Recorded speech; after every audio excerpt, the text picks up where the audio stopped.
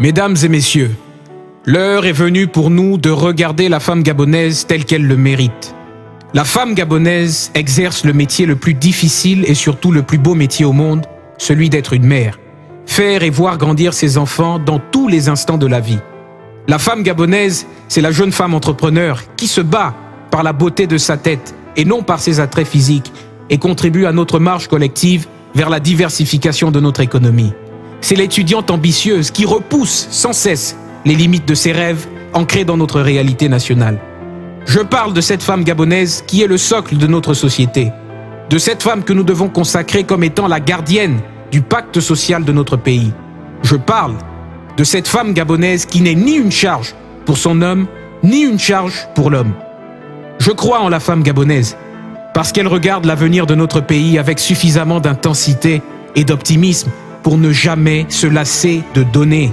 Je crois en la femme gabonaise, sa beauté, son abnégation et sa dignité.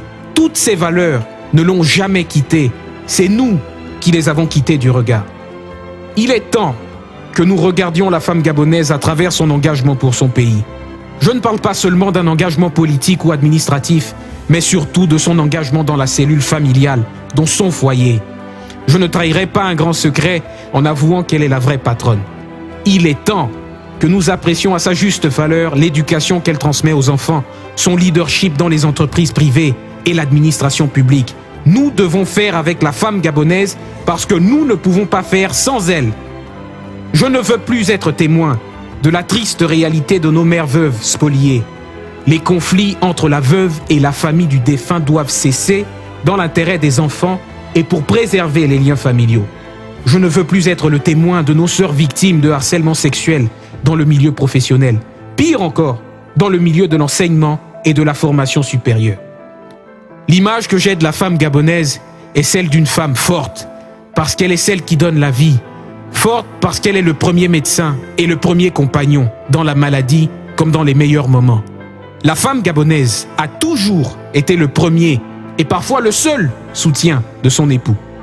La seule raison pour laquelle la femme gabonaise renvoie encore parfois une image de faiblesse, c'est parce que notre société maintient des rapports hiérarchiques rigides entre l'homme et la femme au détriment d'une complémentarité naturelle entre les deux. La femme gabonaise, je la vois dans le développement de l'agriculture, du tourisme, de la pêche.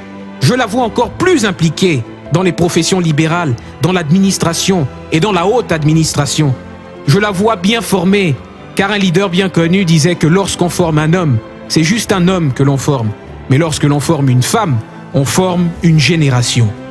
Investir sur la femme, c'est investir sur l'avenir.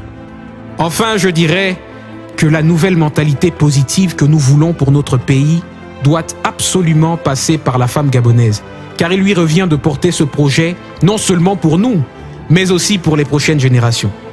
Ce message s'adresse à toutes les femmes du Gabon, mais aussi à tous les hommes, parce que nous sommes tous, au fond, une partie de ce que sont nos mères, parce que les droits de l'homme sont aussi les droits de la femme, et parce qu'il arrive un temps où le silence face à cette situation est au fond une trahison envers la femme.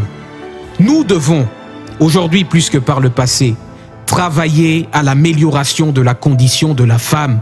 Ce n'est pas la bataille d'une seule association, ce ne sera jamais la bataille d'un seul homme.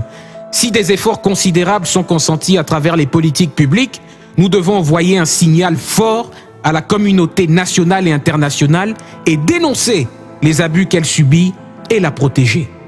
Les lois sont là, mais le plus difficile sera de changer nos comportements. À chaque droit correspond un devoir, disait le président de la République récemment. Si notre droit naturel est celui de vivre avec une femme, notre devoir reste celui d'être un homme pour cette femme et non d'en être le bourreau. Je vous remercie.